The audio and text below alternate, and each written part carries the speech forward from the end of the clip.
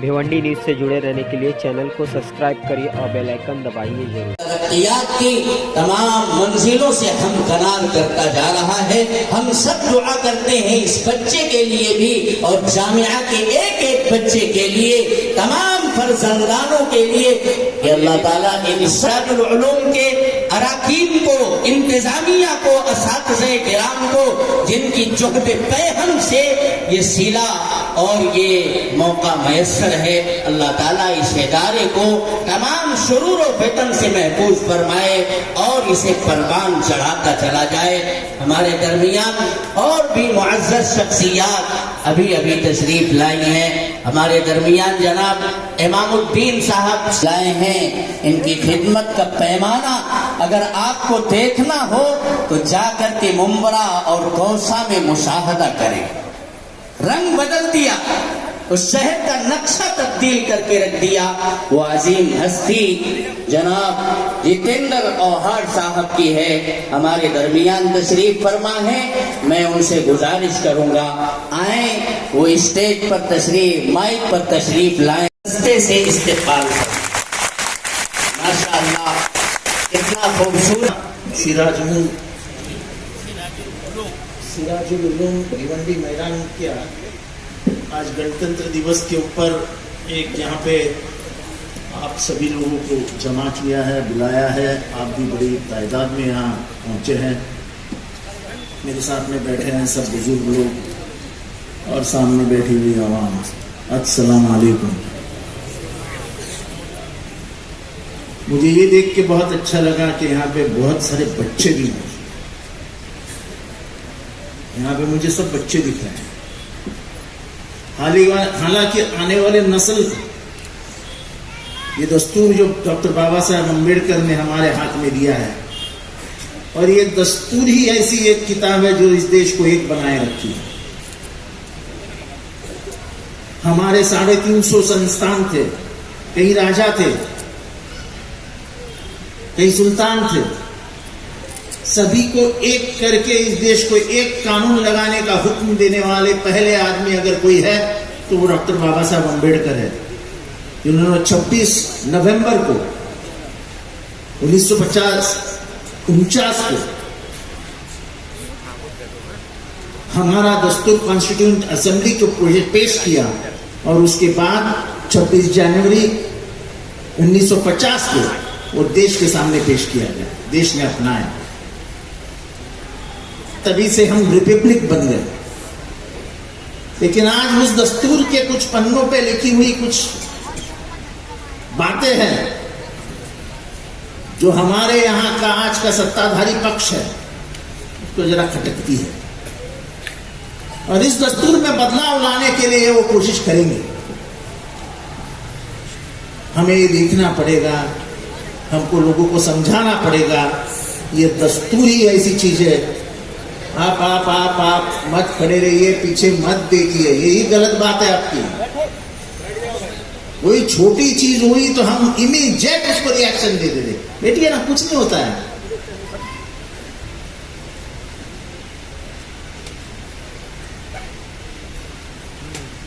कानून के सामने सब एक है, ये कहने वाले डॉक्टर अंबेडकर थे। हिंदुओं में जो जातिवाद का पूरा कब्जा था उसको मिटाने वाले डॉक्टर बाबा साहब अम्बेडकर थे।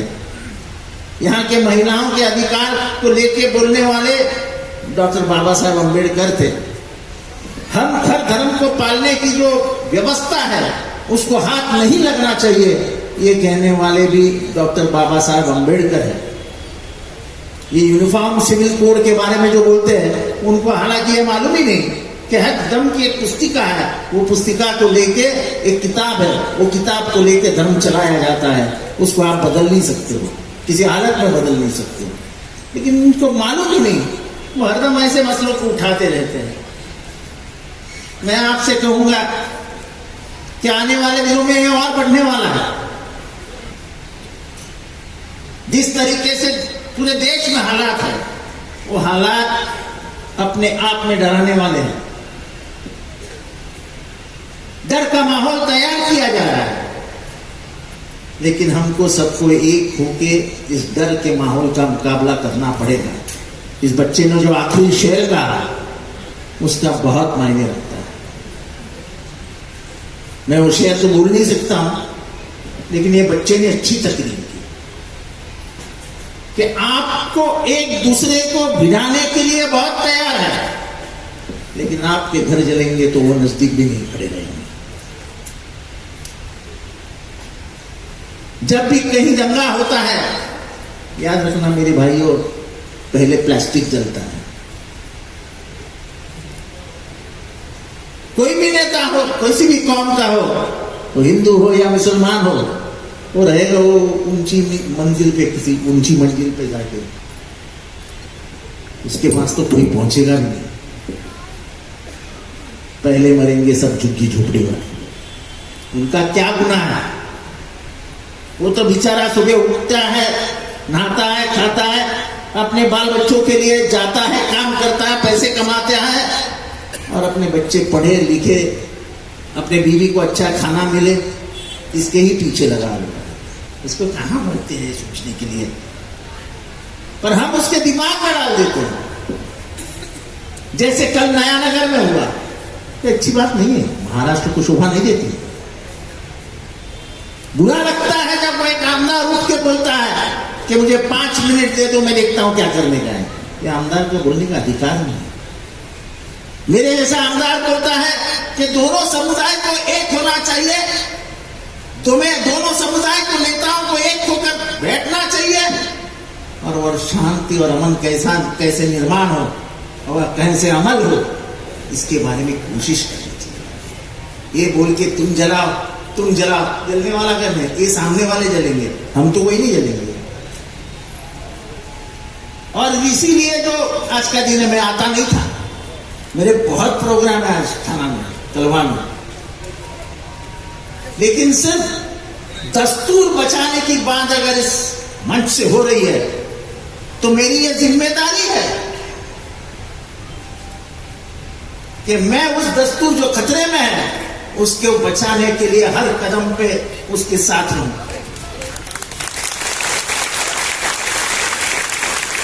ये दस्तूर हमें बचाना होगा। ये दस्तूर बचेगा तो ये देश बचेगा। इस दस्तूर को जरा भी खतरा हुआ तो समझ लो ना, ये देश टूट जाएगा। मैं हमेशा कहता हूं अपने तकरीर में कि अनेकताओं में एकता, यह इस देश की विशेषता। 5 कोस पे बदले पानी और 5 कोस पे बदले पानी। आप गंगा का पानी पीजिए और यहां जाके हमारे गोदावरी का पानी पीजिए। दोनों के जो क्या बोलते हैं, स्वाद में अंतर है। आप जैसे हिंदी बात करते हैं वैसे मालेगांव वाले बात नहीं करते हैं। आप जैसे हिंदी बात करते हैं वैसे हम मुंब्रा वाले बात नहीं करते हैं।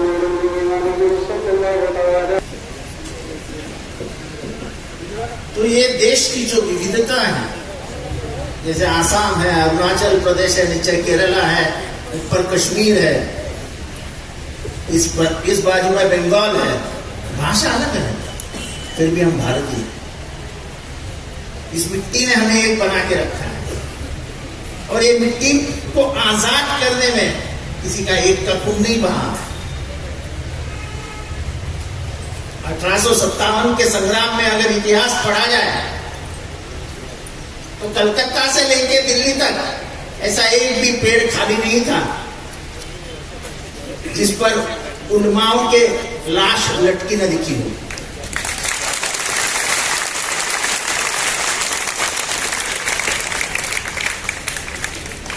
ये जो आजकल शुरू हो गया, हमने किया, हमने नहीं, हम सब ने मिलकर भारत को आजाद। और हम सब अगर एक रहेंगे तो किसी के बाप की हिम्मत नहीं जो भारत की इस स्वतंत्रता को, भारत के इस गणतंत्र को खत्म कर सके। और हमारे ही कुछ लोग उनके चमचे बन जाते हैं। हमारी ही कुछ लोग उनको अपना मानने लगते हैं, क्योंकि जब देश की जमहूरियत अगर सही करनी है, उसको ठिकाने पे रखना है, जो है वैसे ही रखना है, तो हम सबको मिलके हमारा बंटवारा बंद करवाना पड़ेगा। ये तो हम जिस दिन वोटिंग का दिन होता है उस दिन, उसके पहले 8 दिन हम अपने अपने आप में बहक जाते हैं, फिर हमें देश याद नहीं आता है, उसके ऊपर गुजरे हुए दिन याद नहीं आते हैं, मुसीबतें याद नहीं आती है, हम एक अलग रास्ता पकड़ लेते हैं, और जहां पे हमारे वोट टूट जाते हैं, और फायदा उन लोगों का होता है जिनको दस्तूर खराब है। मैं बड़े आजादी से बोल रहा हूं, माफ करिए मुझे, मैं थोड़ा सियासती बोल रहा हूं, लेकिन मेरा सियासती बोलना इस देश के होने पे है। अगर दस्तूर नहीं रहेगा तो मैं ये मान के चलता हूं ये देश नहीं रहेगा।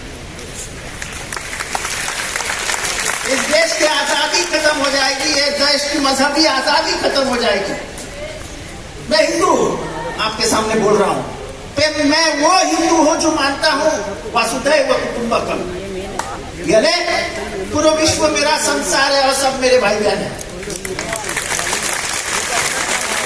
हमको वो हिंदुइज्म मालूम है, हमको वो हिंदू मालूम है। हम हिंदू हैं, हिंदुत्ववादी नहीं। हम हर मुसलमान को अपना भाई मानते हैं, हर क्रिश्चियन को अपना भाई मानते हैं, हर सिख को हमारा भाई मानते हैं, हर बुद्ध को हमारा भाई मानते हैं, क्योंकि हम साथ में रहेंगे तो ही ये देश ताकतवर बना रहेगा। एक घर में भाई भाई झगड़ने लगते हैं तो माँ बाप की आंख में आंसू आने लगते हैं। वैसे आज जो इस देश में हो रहा है, मुझे लगता है कि हमारे जो पुरखे थे तो ऊपर अभी है, वो भी आज उनकी भी आंखों में नमी आ गई होगी कि ये मेरे देश में क्या चल रहा है। और इसलिए आपका ये जो प्रोग्राम है वो मेरे लिए बहुत ही भावना का विषय है, क्योंकि आपको तो मालूम है मैं लड़ने झगड़ने वाला आदमी हूं। मैं किसी भी मामले में चुप नहीं बैठता हूं, यही मेरी गलती है, पर क्या करें, आदत से पड़ गई है। मुझे बताओ, नया नगर का मसला हुआ, मुमरा में धर्मांतरण का मसला हुआ, रेलवे गाड़ी में गोलियां चली, 2-4 लोग बोले। मैं फक्र का साथ कहता हूं कि इस सब मामलों में बढ़ चढ़ के बात करने वाला अगर कोई था तो वो जितेंद्र आव्हाड था। जहां भी अत्याचार होगा, जहां भी अन्याय होगा, उसके लिए बात करना, उसके खिलाफ बात करना, ये अल्लाह ताला ने मुझे हुक्म दिया है और मैं बात करते रहूंगा। नतीजा कोई भी निकले, आखिर तो मौत उसने लिखी है ना, आपने थोड़ी लिखी है मेरी मौत। जो कुछ भुगतना पड़ेगा भुगतेंगे। जिन बच्चों ने अपनी जान गंवाई आजादी के लिए, जिन्होंने इस देश को आजाद करके हमारे हाथ में दिया, उन्होंने भी तो सब कुछ खोया। उनके भी माँ बाप थे, उनके भी बच्चे थे, लेकिन इस देश को आजाद करने का सपना उन्हें पागल कर दिया था और उन्होंने छाती खोल के अंग्रेजों की गोलियां अपने सीने में डाल दी। हम कह रहे तो क्या बड़ी बात है। लेकिन भाई और बहनों, अभी एक वहां से आवाज आई, आप तुरंत खड़े हो गए सब लोग। क्यों? मैं पूछता हूं क्यों? हमें शांत रहना भी सीखना पड़ेगा। हर चीज की रिएक्शन देना बंद करो। मैं इन बुजुर्गों को भी कहने वाला हूं, आप भी अपने मस्जिदों से जहां भी वक्त मिले वहां पे, खास करके नौजवान बच्चों को अपना दिमाग थोड़ा शांत करने के लिए। वो तो चाहेंगे कि आप आके हमसे भिड़ जाओ ताकि मसला और खराब हो, लेकिन हमारा ये कहना है कि हमारे हाथ में वो हथियार है जो हथियार इन सबको खत्म कर सकता है, वो जो बाबा साहब अम्बेडकर ने दिया है वोटिंग का अधिकार। मैं बुरा मत मानना, इसी मंच से कह रहा हूं और भिवंडी में कह रहा हूं कि जिस दिन वोटिंग होता है उस दिन हम सुबह उठते ही नहीं, फजर के नमाज को भी नहीं उठते। फिर बोलते हैं बीबी को कि चलो दोपहर में जाते हैं वोटिंग करते हैं, अभी जरा गोश्त बीज बनाओ, अच्छा खा लेते हैं, जरा बिरयानी वगैरह पकाओ तो अच्छा, आज छुट्टी का दिन है तो खाने। फिर खाना होने के बाद बोलते हैं कि जरा सो लेते हैं, फिर शाम को जैसे ही धूप कम होगी जाएंगे वोटिंग करने के लिए। बीबी बेचारी क्या करेगी, उसको तो जाने का रहता है, लेकिन हुक्म के ताबेदार रहती है अपनी बीवी। ये शोहर बोल रहा है तो सुनो। फिर उसकी नींद खत्म होती है, तब तक 4:30 बज जाते हैं। फिर बोलता हम कहाँ जाने का है यार, लाइन लगी है, कौन जाएगा वो लाइन में खड़ा रहने का। हो गया हमारा वोटिंग का काम। और इसीलिए मुसलमान इलाके में कभी भी 45% के ऊपर वोटिंग नहीं होता है। अगर आपको अधिकार दिया है डॉक्टर बाबा साहब अम्बेडकर ने इस भारत की तकदीर लिखने के लिए, ये वोट को आसान मत समझो। आपको अगर एक वोट का अधिकार है तो मोदी साहब को भी एक ही वोट का अधिकार है, धीरूभाई अंबानी के बेटे मुकेश अंबानी को भी एक ही वोट का अधिकार है। तो वो जितना इस देश का मालिक है उतना ही आप इस देश के मालिक। पर इस देश के ऊपर मालिकाना हक किसका होना चाहिए, हमारी जमहूरियत किसके हाथ में होनी चाहिए, इसका फैसला कौन करता है? आप लोग जो सामने बैठे हैं वो करते हैं। लेकिन हम ही घर में बैठेंगे तो फिर ये क्या हो गया, अल्लाह ये बोलने का अधिकार आपको नहीं है। फिर अल्लाह को दोष मत देना, दोष अपने आप को देना कि बाबा साहब अम्बेडकर ने मुझे अधिकार दिया था, उस अधिकार को मैं गंवा बैठा। आज कल 25 था ना, तो 25 ही कल वोटर्स डे था। आपके पास कितना लोगों के पास वोटिंग कार्ड है, हाथ उठा। और वोटिंग कितने लोग करते हैं? देखो अभी भी हाथ ऊपर, एक तरह आप ऊपर ही है। बढ़ाओ वोटिंग परसेंटेज बनाओ। यहां का सेक्युलर हिंदू, यहां का सेक्युलर मुसलमान, ये सेक्युलर हिंदू और ये सेक्युलर मुसलमान, ये सेक्युलर क्रिश्चियनिटी, ये सेक्युलर सिख, ये सेक्युलर बुद्ध, अगर एक हो जाएंगे तो कोई जातिवादी शक्ति का झंडा उस हमारे पार्लियामेंट के कभी नहीं लहराएगा। वो हमारे हाथ में। और हमारे वोट की ताकत हम जानते नहीं है। आपको जाना पड़ेगा मुमरा, आपको जाना पड़ेगा भिवंडी के गली गली में, आपको जाना पड़ेगा भिंडी बाजार में, आपको जाना पड़ेगा मालेगांव में, जहां जहां मुसलमानों की बस्ती है वहां पे आप सब लोगों को जाना पड़ेगा और उनको सिखाना पड़ेगा।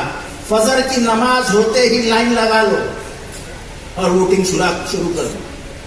हर इलाके से कम 90% वोट गिरना चाहिए, फिर देखते हैं पार्लियामेंट पे किसका झंडा लहराता है। आपके जो दिमाग में है वही झंडा वहां लहराएगा, लेकिन आपको भी उतनी ही मेहनत करनी पड़ेगी। मैं इस तकरीर को यही खत्म करता हूं क्योंकि मेरे को थाना में आगे जाके बहुत प्रोग्राम है, लेकिन मैं खुश हूं कि आज मुझे हमारा अनवर भाई ने पकड़ के लेके आए। हालांकि अगर अनवर भाई नहीं आते तो मैं नहीं आ सकता, क्योंकि मेरे वहां बहुत बड़ा प्रोग्राम है, कम से कम 10,000 लोग आके बैठे हैं, गाने और एक अच्छा प्रोग्राम होता है हर साल में थाना फेस्टिवल करके, वहां मुझे मौजूद रहना बहुत जरूरी है क्योंकि मैंने ही वो सब आयोजित किया। तो मैं आपका शुक्रिया अदा करता हूं कि आपने मुझे यहाँ पे बुलाया, मेरी बात रखने का मुझे मौका मिला। मैं बोलने वाला हूं, मैं शांत नहीं बैठ सकता हूं, चाहे आपको भी कुछ बातें मेरी बुरी लगी होगी, लेकिन मेरी बातें अगर किसी को बुरी लगती है इसलिए मैं चुप बैठूं तो मैं चुप नहीं बैठ सकता। किसी के अच्छे हो मेरी बातों से कोई हंस दे, मेरा काम नहीं। उसके आंख में आंसू आए तो गम नहीं, उसको गुस्सा है तो गम नहीं, लेकिन मैं कोई गलत बात करता ही नहीं। जो करता हूं इस देश के लिए करता हूं, इस देश के दस्तूर के लिए करता हूं, खतरे में आई हुई आजादी को लीड करता हूं और उन्हें वो करना मेरा धर्म है और ऊपर वाले का आदेश है। खुदा हाफिज।